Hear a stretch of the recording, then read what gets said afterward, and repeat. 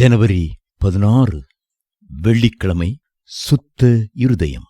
தேவனே, சுத்த இருதயத்தை என்னிலே சிருஷ்டியும், நிலைவரமான ஆவியை என் உள்ளத்திலே புதுப்பியும். சங்கீதம் 51:10. தன் பாவங்களுக்காக மனம் கசந்து அழுது மன்னிப்பை கோருகிற தாவீது கர்த்தரிடத்தில், தேவனே, சுத்த இருதயத்தை என்னிலே சிருஷ்டியும் என்று சொல்லி ஜெபித்தார். இந்த வார்த்தைகளை தியானித்து பாருங்கள். சுத்த இருதயம் என்னும் வார்த்தை ஆங்கிலத்தில் கிளீன் ஹார்ட், பியூர் ஹார்ட் என்று மொழியாக்கம் செய்யப்படுகிறது.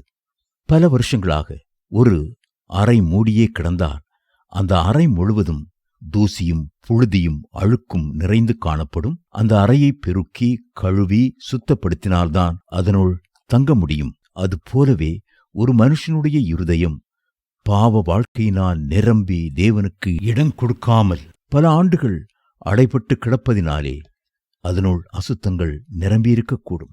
பாவ அறிக்கையின் மூலமாக அதை நாம் பெருக்கி இயேசுவின் இரத்தத்தின் மூலமாக கழுவி பரிசுத்த ஆவியின் வல்லமையினால் அந்த அறையை மறுரூபமாக்கின பின்பு பரிசுத்த வாழ்க்கைக்குள் பிரவேசிக்கிறோம்.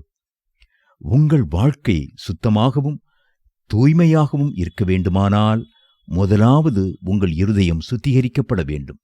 சுத்தமான இருதயத்தை பெற வேண்டுமென்றால் உங்களுடைய இருதயம் தேவனுடைய வார்த்தையால் நிரப்பப்பட வேண்டும்.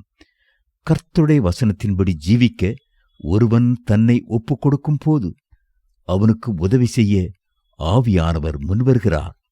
வேதம் சொல்கிறது, வாலிபன் தன் வழியை எதினால் சுத்தம் பண்ணுவான்?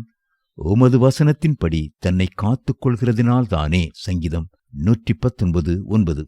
இரண்டாவது, பரிசுத்த ஜீவியத்திற்கு சுத்தமான கண்களும் அத்தியாவசியமானதாயிருக்கின்றன.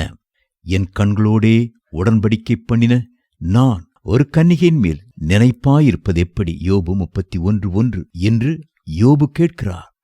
ஒரு ஸ்திரீயை இச்சையோடு பார்க்கிற எவனும் தன் இருதயத்தில் அவளோடே விபச்சாரம் செய்தாயிற்று. மத்தேயு 5:28.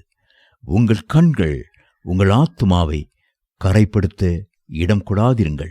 மூன்றாவது, பரிசுத்தமான வாழ்க்கைக்கு பரிசுத்தமான கைகள் வேண்டும்.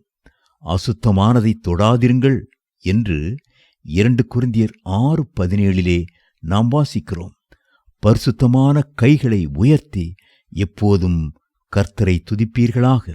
நான்காவதாக, பரிசுத்தமான வாழ்க்கைக்கு பரிசுத்தமான சரீரம் தேவை. வேதம் சொல்கிறது, நீங்கள் உங்கள் சரீரங்களை பரிசுத்தமும் தேவனுக்கு பிரியமுமான ஜீவபலியாக ஒப்புக்கொடுங்கள். ரோமர் 12:1. சரீரம் வேசித்தனத்திற்குரியது அல்ல, அது கர்த்தருக்கு முன்பாக பரிசுத்தமாக காணப்பட வேண்டும்.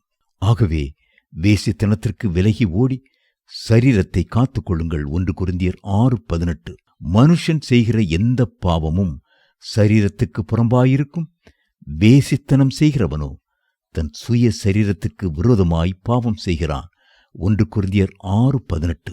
தேவப்பிள்ளைகளே, சாவுக்கேதுவான உங்கள் சரீரத்தினை பாவம் ஆளாதிருப்பதாக. அவர் மேல் இப்படிப்பட்ட நம்பிக்கை வைத்திருக்கிறவன் எவனும் அவர் சுத்தமுள்ளவராயிருக்கிறது போல தன்னையும் சுத்திகரித்துக் கொள்கிறான். 1 யோவான் 3:3.